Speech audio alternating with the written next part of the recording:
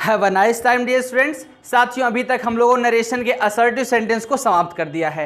यानी assertive sentence में जितनी भी वीडियो हो सकती थी, जितना पार्ट हो सकता था, मैंने आपको छोटा छोटा वीडियो करके एक एक बात को समझाने का प्रयास किया। मैंने बहुत सारी बातें वहां पर समझा दी आपको, जैसे pronoun changing chart, tense changing chart, ये बड़ा महत्वपूर्ण था। उसमें आप लोग उस वीडियो को बहुत ध्यान से देखें क्योंकि उसकी पूरा नरेशन में जरूरत पड़ने वाला है। तो साथियों, वो सारा कुछ अगर आपको याद हो गया है, आपको अच्छे प्रकार से समझ आ गया है, तो साथियों ये आपको जो मैं समझाने जा रहा हूं ये आपको समझ आएगा। लेकिन एक बात का विशेष ध्यान रखिएगा, अगर आपके पास कोई ऐसा क्वेश्चन जिसका आपको आंसर नहीं आ रहा, जिसका इनडायरेक्ट आप नहीं बना पा रहे हैं, तो बिल्कुल परेशान मत होइए, आप हमको कमेंट कर दीजिए, उसका हम आपको कमेंट में रिप्लाई दे देंगे। अगर आपको जरूरत पड़ी तो आपको पर्सनली अगर आप मुझसे कांटेक्ट करना चाहते हैं तो मैं आपको व्हाट्सएप नंबर भी दे दूंगा, आप वहां भी हमसे बात कर सकते हैं। अगर आपको जरूरत पड़ी तो आप मुझे कमेंट करिए कि व्हाट्सएप नंबर चाहिए, मैं आपको व्हाट्सएप नंबर दूंगा और वहां पर आप हमसे कनेक्ट होकर के बात कर सकते हैं, अपने सारे सवाल पूछ सकते हैं। और अगर आप लोगों को लगता है कि मेरे पास किताब नहीं है तो मैं आपको क्वेश्चन भी बुक में का उठा करके दे सकता हूं, ताकि आप उससे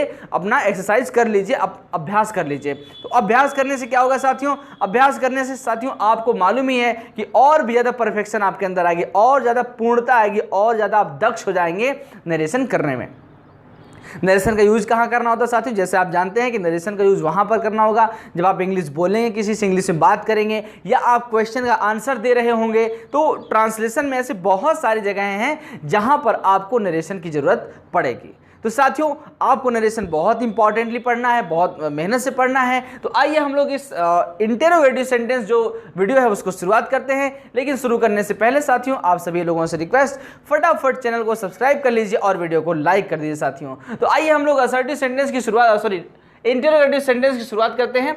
अब साथी, इंटरोगेटिव सेंटेंस दो प्रकार का होता है, जैसा कि आप जानते हैं। एक होता है हेल्पिंग वर्ब से शुरू होने वाला और एक होता है क्वेश्चन वर्ड से शुरू होने वाला। तो आइए दोनों के लिए क्या क्या नियम यूज करेंगे वो हम आपको समझा देते हैं। यहां पर रूल फर्स्ट लिखा है साथियों कि रिपोर्टिंग वर्ब को आस्क्ड या इंक्वायर्ड बदलते हैं। यानी साथियों, अगर आपका दिया गया सेंटेंस या तो हेल्पिंग वर्ब से शुरू हो रहा है या क्वेश्चन वर्ड से शुरू हो रहा है, तो साथियों उन दोनों ही दशाओं में आप क्या करेंगे, रिपोर्टिंग वर्ब को आस्क्ड या इंक्वायर्ड में बदल देंगे। चूंकि साथियों अभी पुराने समय में, थोड़े पहले समय तक इंक्वायर्ड के साथ ऑफ का भी यूज करते थे, आज भी कुछ लोग यूज करते हैं। तो इसके साथ ऑफ यूज करें या ना करें, इस समय कोई दिक्कत नहीं है। तो मॉडर्न इंग्लिश में इंक्वायर्ड ऑफ की जगह इंक्वायर्ड से भी काम चल जाएगा। तो यहां पर साथियों कहा गया कि यदि आपको दिया गया रिपोर्टेड स्पीच हेल्पिंग वर्ब से या क्वेश्चन वर्ड से शुरू हो रहा हो, तो दोनों के लिए ही क्या करेंगे, हम रिपोर्टिंग वर्ब को आस्क्ड या इंक्वायर्ड में बदल देंगे।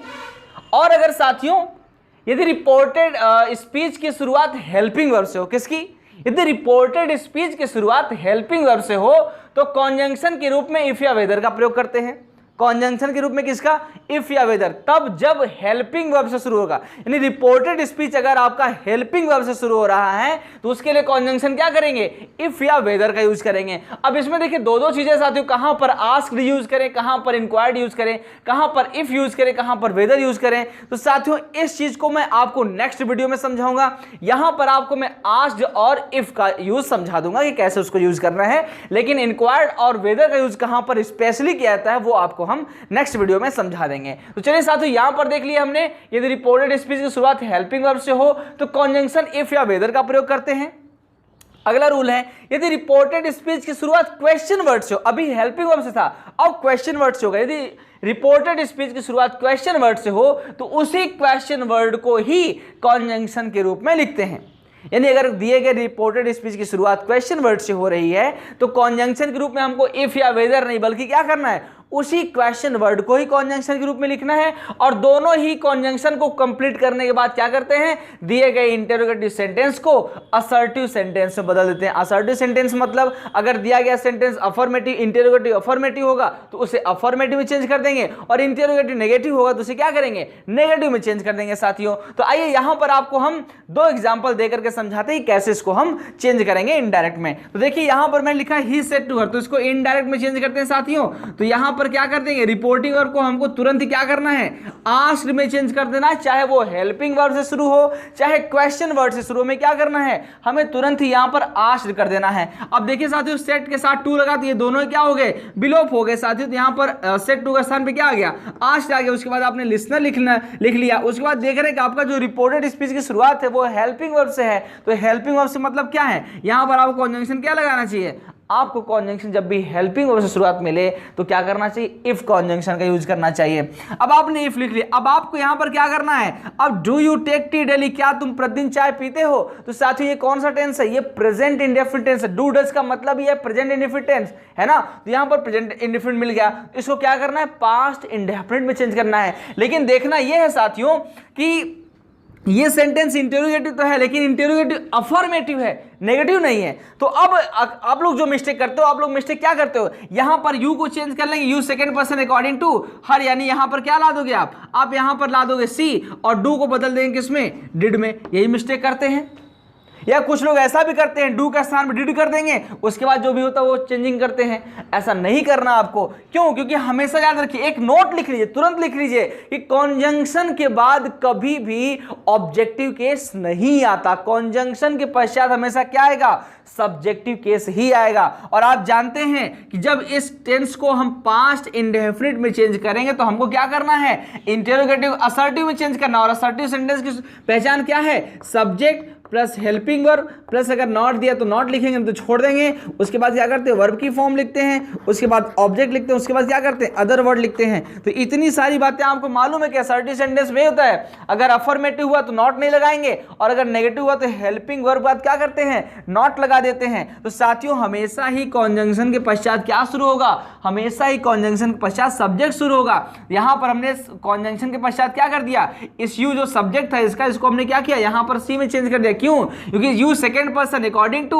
लिसनर, यानी कि ऑब्जेक्ट 1 2 3 आपको याद होना चाहिए, 1 2 3 यहां पर second person according to object यानी कि लिसनर। तो लिसनर कौन है, हर लिसनर है। तो यहां पर हमने क्या किया, यू को लेके हर के पास बन गया हर, लेकिन हर को जब सब्जेक्टिव केस में लाएंगे, यहां पर किस केस में, सब्जेक्टिव केस में, तो हर को लाए सब्जेक्टिव केस में क्या बन गया, सी बन गया साथियों। तो यहां पर सी हो गया। अब आपको यहां पर डिड लिखने की जरूरत नहीं साथियों, क्योंकि अफर्मेटिव में क्या करते हैं, वर्ब की सेकंड फॉर्म लगाते हैं। अफर्मेटिव में क्या करते हैं, पास्ट इंडेफिनिट के अफर्मेटिव में हमें क्या करना होता है, पास्ट इंडेफिनिट के अफर्मेटिव में हम वर्ब की सेकंड फॉर्म लगाते हैं। इफ सी टेक का सेकंड फॉर्म क्या कर देंगे, टूक कर देंगे। अब यहां पर अगर आप डिड लगा करके टेक करेंगे साथियों तो निश्चित रूप से गलत होगा, क्योंकि यहां पर अफर्मेटिव आप जानते हैं पास्ट इंडेफिनिट में डिड का यूज करना ही नहीं है आपको। डिड का यूज तो नेगेटिव और इंटेरोगेटिव में करना होता है। तो यहां पर हमने क्या कर दिया, सी टूक कर दिया।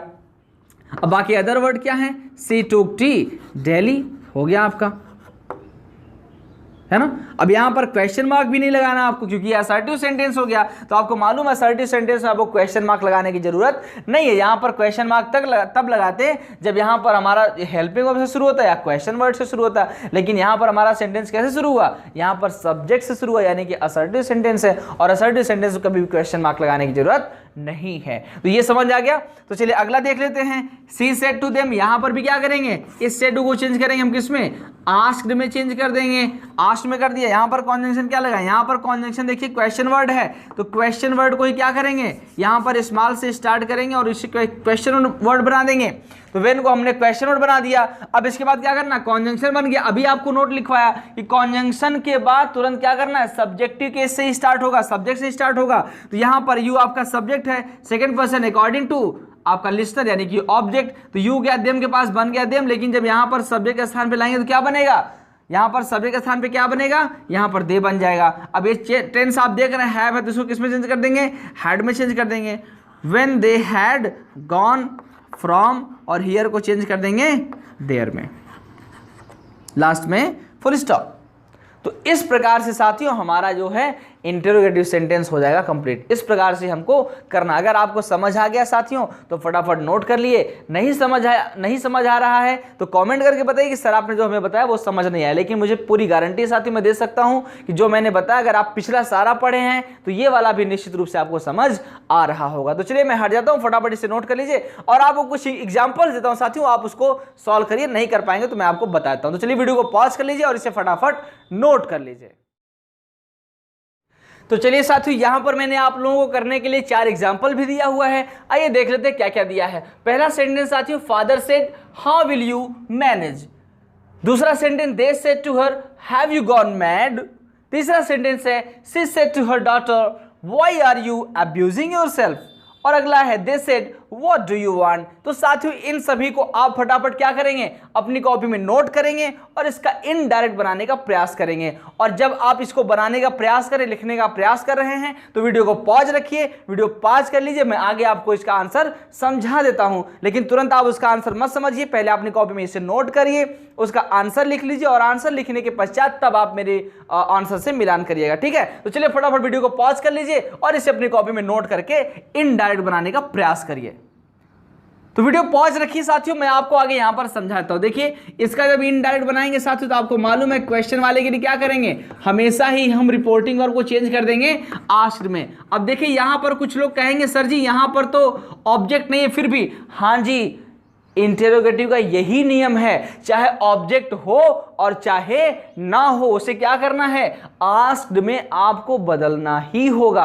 इसीलिए मैं आपको एग्जांपल दे रहा हूं ताकि आप समझ जाएं कि साथियों यहां पर आपको सेड को सेड में नहीं छोड़ना, यहां पर असर्टिव सेंटेंस नहीं है। इंटेरोगेटिव मतलब ऑब्जेक्ट हो और चाहे ना हो। यहां पर अच्छा क्यों करेंगे, क्योंकि हमेशा सवाल पूछा जाएगा, है ना, कहा नहीं जाएगा, सवाल पूछा जाएगा। तो हमेशा ही आस्क मतलब क्या होता है, पूछना, तो हमेशा ही पूछा जाएगा, तो सेड को हमेशा क्या करेंगे, आस्क्ड में चेंज कर देंगे। तो साथियों यहां पर हो गया। अब देखिए कॉन्जंक्शन आपको क्या मिलेगा, हाउ, क्वेश्चन वर्ड मिल गया, तो क्वेश्चन वर्ड के रूप में हमने क्या किया, क्वेश्चन वर्ड हाउ को ही रख दिया। उसके बाद क्या करना, आपको सब्जेक्ट उठाना है, सब्जेक्ट यानी कि अब यहां पर आपको देखिए लिसनर भी आपका नहीं मौजूद, ऑब्जेक्ट भी नहीं है, तो यहां पर अगर हम मी मानते हैं तो यहां पर आई आएगा, यहां पर अगर अस मानते तो यहां पर वी आएगा, और अगर यहां पर हम हिम मानते तो यहां पर क्या आएगा, हिज आएगा, और अगर यहां पर हम हर मानते हैं तो यहां पर क्या है, सॉरी यहां पर ही आएगा। अगर वहां पर हिज हिम मानेंगे तो यहां पर क्या आएगा, ही आएगा, और यहां पर हर मानने पर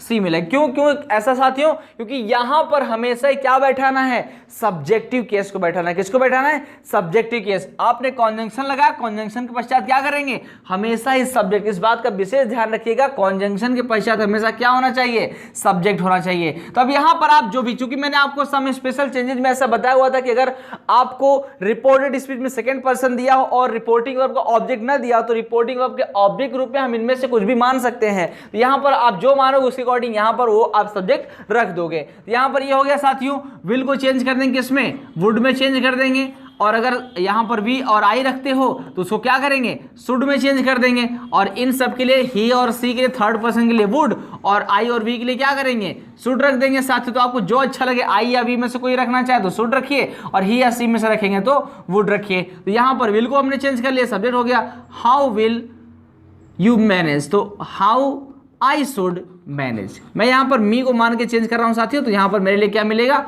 आई मिल जाएगा। तो ये आपका हो जाता है सेंटेंस। बात समझ में आई। अगला सेंटेंस साथियों, दे सेड टू हर, यहां पर हम क्या करेंगे, आस्क्ड कर लेंगे। यहां पर देखिए हैव आ गया, यानी हेल्पिंग वर्ब से शुरू हो रहा है साथियों, तो कॉन्जंक्शन क्या लगाएंगे, इफ लगा देंगे। उसके बाद सब्जेक्ट यहां पर आपका यू अकॉर्डिंग टू हर, यानी यहां पर क्या आ जाएगा, सी आ जाएगा। हैव को चेंज करेंगे हैड में, सी हैड गॉन मैड, हो गया फुल स्टॉप। अगला सेंटेंस है she said to her daughter, तो यहां सेड टू का स्थान पे क्या कर देंगे, आस्क्ड कर देंगे। कॉन्जंक्शन क्या लगाएंगे, यहां पर क्वेश्चन वर्ड है तो क्वेश्चन वर्ड के रूप में क्या करेंगे, सॉरी कॉन्जंक्शन के रूप में क्वेश्चन वर्ड को ही लिख देंगे। तो उसके बाद क्या हो जाएगा, आपका फिर से सब्जेक्ट आ गया you second person according to her daughter, यानी बेटी, यानी सी। यहां पर क्या है, हर है ना, अब लड़की है, ऑब्जेक्ट के स्थान पे है तो हर आएगा, तो यू के लिए क्या लाएंगे, यहाँ पर सी ला देंगे। आर है तो यहाँ पर क्या करेंगे, टेंस चेंज करेंगे, वॉच कर देंगे। अब यूजिंग हो जाएगा आपका योर सेल्फ, योर को चेंज करेंगे किसमें, हर हो जाएगा, तो यहाँ पर हर सेल्फ हो जाएगा। यहाँ पर क्या होगा, यहाँ पर हर सेल्फ हो जाएगा, फुल स्टॉप। अगर आप पिछली वीडियो को सारा का सारा वीडियो अगर आपने मन से देखा हुआ है, समझा हुआ है, तो निश्चित रूप से यहां पर जो मैं आपको समझाने का प्रयास कर रहा हूं, क्योंकि मुझे लग रहा है ऐसा कि आज मुझसे थोड़ी गलतियां ज्यादा हो रही कि मैं इधर का उधर बोल दे रहा हूं, लेकिन मुझे पता है अगर आपने पिछली वीडियोज में अगर अच्छे प्रकार से मन लगा के पढ़ाई किया है तो निश्चित रूप से यहां जो मैं समझाने का प्रयास कर रहा हूं वो आप समझ पा रहे होंगे। क्योंकि ऑनलाइन पढ़ाने पर साथियों ना यही एक समस्या है कि अगले व्यक्ति को समझ आ रहा है कि नहीं, वो हाँ या नहीं कर रहा है, क्या कर रहा है, ये मुझे पता नहीं चलता। तो थोड़ा सा इसके लिए मुझे प्रॉब्लम होगा, बाकी मुझे और कोई प्रॉब्लम नहीं। मैं जो समझा रहा हूं साथियों वो कोशिश कर रहा हूं कि मैं आपको 100% से भी ज़्यादा अगर हो सकता है तो मैं दे दूं, आपको समझा दूं, आपको बिल्कुल आसान भाषा में समझा दूं। लेकिन फिर भी अगर आपको समझ नहीं आ रहा है तो कमेंट करके हमको बता दीजिए, हम उसका निदान आपको किसी न किसी तरीके से ज़रूर दे देंगे। चाहे रिप्लाई कर देंगे कॉमेंट में, या आपको व्हाट्सअप नंबर देंगे, आप वहाँ हमसे चैट कर सकते हैं, वीडियो कॉल पर बात कर सकते हैं, या आप कहेंगे तो आपको एक नेक्स्ट नई वीडियो बना करके दे देंगे। साथियों, जो टॉपिक आपको नहीं समझ आया उस पूरी टॉपिक पे एक अच्छी सी वीडियो बना के आपको समझा देंगे। लेकिन अगर आपको नहीं समझ आ रहा तो आप हमसे कहिए, बताइएगा जरूर साथियों, कमेंट जरूर करके बताइएगा। और अगर समझ आ रहा है तो साथियों कमेंट में थैंक यू तो लिख दिया करिए यार। थैंक यू, इतनी मेहनत करता हूं, गर्मी में पसीना बहाता हूं, आपके लिए मेहनत करता हूं, तो एटलीस्ट मुझे थैंक यू तो बोल दिया करिए। चलिए अगला सेंटेंस लास्ट है, they said what do you want. साथियों मैं चाहता हूं कि इसको आप स्वयं करें, मैं चाहता हूं कि इसको आप स्वयं करें। आप कमेंट करके बताएं कि साथियों इसका इनडायरेक्ट नरेशन आप क्या बनाएंगे, और अगर आपसे बन जाता तो बहुत अच्छी बात है, नहीं बनता तो हमको बताइएगा, हम किसी न किसी तरीके से आपको इसका सॉल्यूशन जरूर देंगे, ये फिर से समझा देंगे अगर जरूरत पड़ी तो चलिए साथियों फटाफट इसको नोट कर लीजिए, वीडियो को पॉज कर लीजिए, फटाफट नोट कर लीजिए, फिर बाकी बात आगे करते हैं।